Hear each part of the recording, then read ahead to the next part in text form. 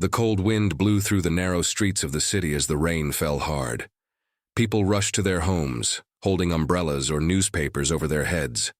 But in one broken street, under an old shop's tin roof, a boy stood barefoot. His clothes were wet, his hands shaking, but his eyes were full of fire. His name was Iqbal. Iqbal was just 15 years old, but life had made him older inside. Every day after school, he worked as a delivery boy, washed dishes or cleaned shops. He had no time to play, no time to rest. His mother was very sick, and the little money he earned went to buying her medicines and food.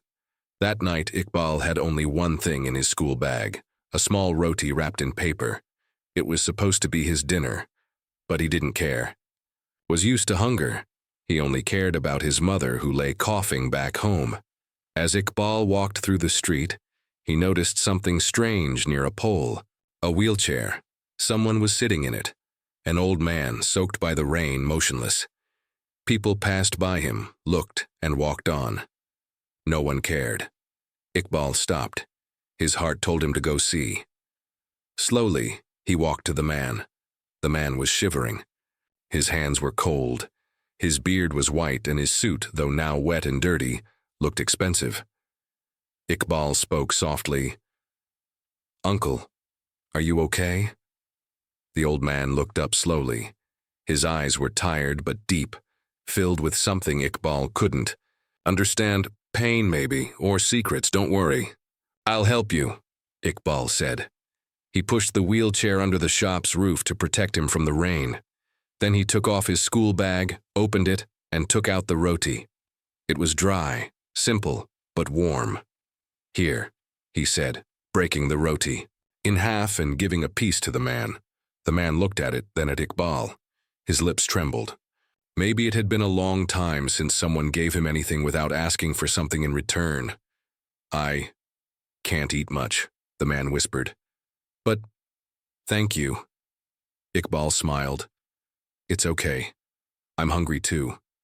But sharing makes it better, right?" They sat together under the roof, the rain falling in front of them like a curtain. The streetlights flickered, cars passed, the world moved on. But for a moment, it was just Iqbal and the old man, two strangers who understood each other without many words. After a while, Iqbal asked, "Where's your family, sir?" The man was quiet. Then, with a long breath, he said something that made Iqbal feel cold inside. "They disappeared. After money came." Iqbal looked at him. "What do you mean?" The man didn't answer. He looked into the distance as if searching for something lost long ago. Iqbal didn't push. He sat silently, waiting, watching. The man's fingers slowly held the piece of roti and brought it to his mouth. He took one bite. A tear rolled down his cheek. Iqbal saw it but said nothing. The man turned to him and said, "You're a good boy. The world doesn't deserve people like you." Iqbal laughed nervously. "I'm just hungry." The man gave a faint smile. "Hunger can make people cruel, but you stayed kind." Suddenly a car passed by and splashed water on them. Iqbal jumped to protect the old man. The man looked surprised. "You don't even know me." Iqbal shrugged. "You don't have to know someone to help them." The man closed his eyes for a moment and said softly, "You remind me of someone I lost." Before Iqbal could ask who, the man fell silent again. His eyes looked heavy. He seemed tired, not just in body, but in soul. Iqbal looked at his watch. It was getting late. His mother would be waiting. But how could he leave this man alone? He stood up and said, "Sir, I live just down the street. It's not much, but it's dry and warm. You can rest there if you want." The man opened his eyes. "Why are you doing this?" Iqbal replied with a smile. "Because you need help, that's all." As Iqbal began pushing the wheelchair again, the old man whispered, "You're the first person who didn't see my money." Iqbal was confused. What money? But the man said nothing more. Iqbal pushed the old man's wheelchair carefully through the dark, narrow streets. The rain had stopped now, but the cold air made them both shiver. Iqbal was quiet, thinking about the strange words the man had said. They disappeared after money came. They reached a small broken house at the end of the street. It was old and worn down, but warm lights glowed inside. Iqbal's mother was sitting near the window, coughing softly. When she saw Iqbal with the stranger, she looked worried but didn't say a word. Iqbal helped the old man inside. The man looked around the small room with tired eyes. The walls were cracked and the furniture was old, but there was kindness in the air. Iqbal's mother gave the man a blanket and some warm tea. The old man accepted it with a grateful smile. As the man drank the tea slowly, he finally spoke again. "My name is Mr. Arif," he said, his voice soft but strong.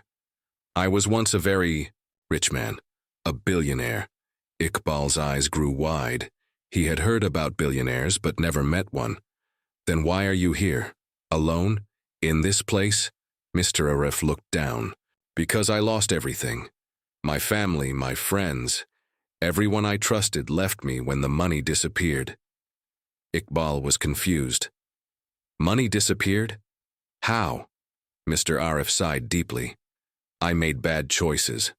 I trusted the wrong people. They took my money, my power, and my family. They left me when things got hard." Iqbal listened carefully. He felt sorry for the old man. Mr. Arif seemed very lonely. Suddenly there was a knock on the door. Iqbal quickly stood up and looked through the window. Outside stood two men in dark clothes. Their faces were hard and serious. Iqbal's heart started beating fast. "Who are they?" Iqbal whispered to Mr. Arif. Mr. Arif's eyes became sharp and alert. "They have come for me. They want what I have left." Iqbal felt scared but also brave. "Don't worry, sir. I will protect you." The men knocked again, louder this time. Iqbal opened the door slowly. The men said, "We need to talk to Mr. Arif. It is important." Iqbal looked at Mr. Arif. The old man nodded slowly. He stood up with difficulty and went outside with the men. Iqbal followed quietly, keeping a safe distance. He watched as Mr. Arif spoke in a low voice. The men looked angry but also afraid. Suddenly one man pulled out a small box. "This is all we want. Give it to us." Mr. Arif looked surprised but calm. "You will not get it." Iqbal saw one man try to push Mr. Arif. Mr. Arif fell back but quickly stood up. Iqbal's fear turned to anger. He shouted, "Leave him alone!" The men turned and saw the boy. They laughed. "Who will stop us, you?" Iqbal stood firm. "Yes, I will." Just then, a loud noise came from the street, a police car rushing by. The men looked around and quickly left. Mr. Arif smiled at Iqbal. "You saved me today, boy. You are brave." Iqbal smiled back. "I want to help you, sir. You don't have to be alone." Mr. Arif looked at Iqbal's small house and then at the boy. "You have a good heart, Iqbal. I think you will be my new family." Iqbal felt warm inside. For the first time in a long time, he felt hope. The next morning, the sun barely peeked through the dirty windows of Iqbal's small home. The air was cold, but inside the house, a new feeling was growing. A feeling of hope. Iqbal woke early, his mind full of questions about Mr. Arif and the men who came the night before. He looked at the old man who was resting quietly in the chair, his face tired but peaceful. Iqbal sat down next to Mr. Arif and asked softly, "Sir, can you tell me more about that box? What was inside it? Why did those men want it so badly?" Mr. Arif's eyes darkened for a moment. Then he sighed and said, "That box contains the key to my past and maybe my future." Iqbal listened carefully, feeling that the old man was about to share a very important secret. "Years ago," Mr. Arif began, "I made a lot of money in business, but I also made many enemies, people who wanted to take everything from me. One day I found a special box. Inside it was a secret, something that could change everything." Iqbal's eyes widened. "What kind of secret?"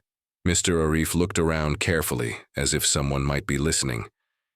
"It is a map, one that leads to a hidden place where a treasure is kept. Not just money, but proof of who I really am." Iqbal's heart beat faster. "A treasure? Proof of who you are? That sounds like a story from a movie. Mr. Arif smiled weakly. I know it sounds strange, but it is true. If I can find this treasure, I can prove that I am not just a poor old man.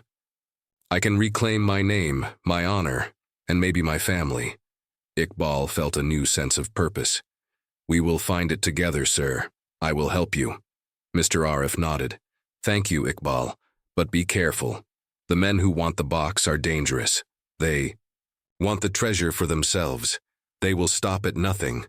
Suddenly, a loud knock came at the door. Both men froze. Iqbal slowly opened the door and saw a woman standing outside. She was dressed simply, but had a serious look. Are you Mr. Arif? She asked. Yes, I am, he replied cautiously. My name is Sarah. I was a friend of your family. I have come to help you. Iqbal looked at Sarah and then at Mr. Arif. Could she be trusted? Why had she waited so long? To come? Sarah stepped inside and explained. I have been watching over the treasure for years. I know where it is hidden, but we need to act fast. The men who attacked you are getting closer. Mr. Arif's eyes filled with hope. Then we must leave soon. I cannot lose everything again. Iqbal packed a small bag with food and water. He felt nervous but ready. This journey could change their lives forever. As they prepared to leave, Iqbal looked out the window. The street was quiet, but he felt eyes watching them. He whispered, We are not safe here anymore. Mr. Arif placed a hand on Iqbal's shoulder. Together, we are stronger. Let's find the truth and the treasure. The night was dark and cold as Iqbal, Mr. Arif, and Sarah quietly slipped out of the small house. The city's streets were empty, but Iqbal felt a heavy fear in his heart. He looked around, knowing the dangerous men could be anywhere. Sarah led the way, her steps steady and sure. We don't have much time, she whispered. They will come back, and soon. Iqbal helped Mr. Arif into a small old car that Sarah had parked nearby. It wasn't a fancy car, but it was fast and reliable. They started driving through narrow streets and alleys, far from the noisy city center. As they moved farther away, Sarah told Iqbal more about the treasure. The map is hidden inside a secret place deep in the mountains. Only Mr. Arif and I know how to find it. Iqbal felt excited but also scared. Why didn't you tell me before? He asked. Sarah looked at him with serious eyes.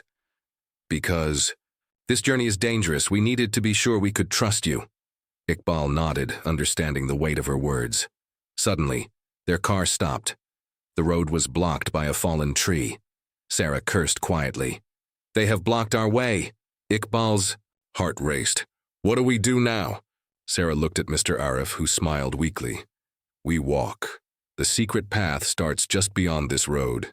They left the car and started walking through thick bushes and rough stones. The mountain air was cold and fresh. The sky was full of stars. But the path was dark and scary. Iqbal held Mr. Arif's hand to help him. Sarah walked ahead, guiding them carefully. After walking for an hour, they reached a small cave hidden behind tall trees. Sarah pulled a small key from her pocket and opened a rusty metal door. Inside the cave was a narrow tunnel. It smelled damp and cold, but there was light at the end. Sarah said, This tunnel leads to the secret place where the treasure is hidden. But we must be very careful. The tunnel is old and dangerous. Iqbal felt his heart pounding. He wanted to turn back, but he saw Mr. Arif's hopeful face and Sarah's determined eyes. He knew they had to continue. As they walked deeper into the tunnel, strange sounds echoed around them. Iqbal's fear grew. What was that? He whispered. Sarah stopped and listened. Footsteps. Someone is following us. Iqbal looked behind and saw shadows moving quickly. The men were close. They started running, their footsteps loud against the cold stone walls. Suddenly, the tunnel shook. Rocks fell from above. Sarah shouted, Watch out! Iqbal helped Mr. Arif dodge a big stone that crashed near them. They ran faster, their breaths heavy. Finally, they reached a large room with a wooden chest in the center. Mr. Arif touched the chest with trembling hands. This is it. Sarah quickly opened the chest. Inside were old papers, gold coins, and a small box. Iqbal opened the small box carefully. Inside was a shining key and a folded letter. Mr. Arif read the letter slowly. It was from his late father, explaining the true story of their family and the treasure. Iqbal looked at the gold coins and then at the faces of Mr. Arif and Sarah. He felt proud to be part of this secret journey. But their moment of peace was short. Suddenly, the tunnel entrance exploded. Dust filled the air. The men had found them. Sarah yelled, "We must hide!" They ran into a small hidden door behind the chest. It led to a narrow secret passage. Iqbal's heart was pounding like a drum. They were trapped, but not defeated. Iqbal, Mr. Arif, and Sarah squeezed through the narrow secret passage, their hearts pounding with fear. The sound of the angry men banging on the door behind them echoed loudly. They knew time was running out. The passage was dark and damp.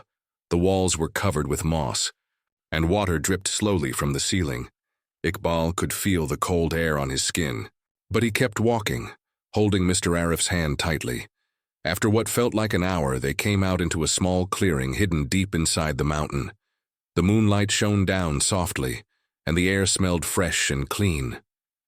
For a moment, they all stopped to catch their breath. Sarah looked at Iqbal and said, "This place is safe for now, but we must move carefully. The men will not give up easily." Mr. Arif sat down on a rock, exhausted. He looked at Iqbal and said softly, "You are braver than I ever imagined. Thank you for saving me." Iqbal smiled but didn't say anything. He was still trying to understand the strange adventure he had fallen into. Suddenly, they heard a soft sound from behind the trees. Everyone tensed. A figure stepped into the moonlight. It was a young woman dressed simply, with kind eyes. Sarah stepped forward and whispered, "This is Layla. She is our friend and can help us." Layla smiled gently and said, "I have been watching from a distance. I know the men who want to steal your treasure. They are dangerous." Mr. Arif asked, "Can you help us get to safety?" Layla nodded. "Yes. I know a hidden path that leads to a village where you can hide. But we must hurry."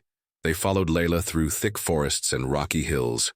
Iqbal's legs were tired, but he kept going, knowing this was important.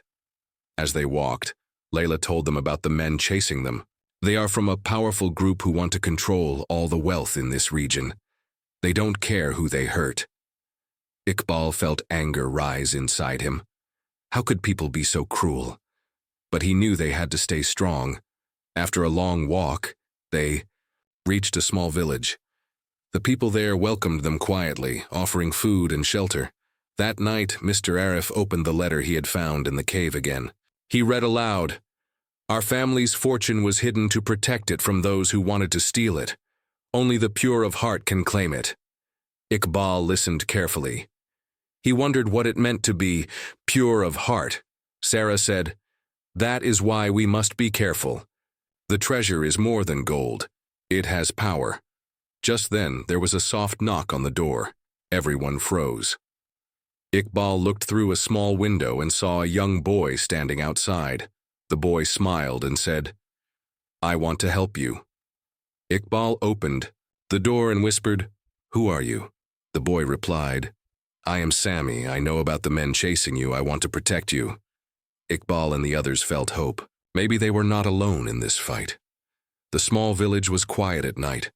Iqbal lay awake, staring at the dark ceiling. He thought about everything that had happened.